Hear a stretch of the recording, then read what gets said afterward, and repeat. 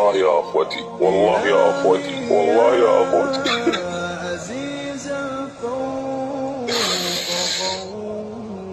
والله شفنا المأساة، والله يعذبونا كل يوم، والله يعذبونا كل يوم. والله ضاقت فينا الدنيا، والله ضاقت فينا الدنيا، ونحن لا حول ولا قوة إلا بالله.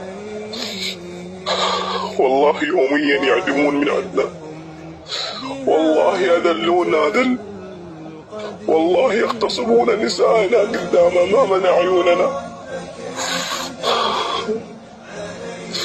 يا أخوتي، أسألكم بالله العلي العظيم أن تشوفوا لنا حل في هذه السجون. والله يغتصبون نسائنا كل يوم. حسبي الله ونعم الوكيل.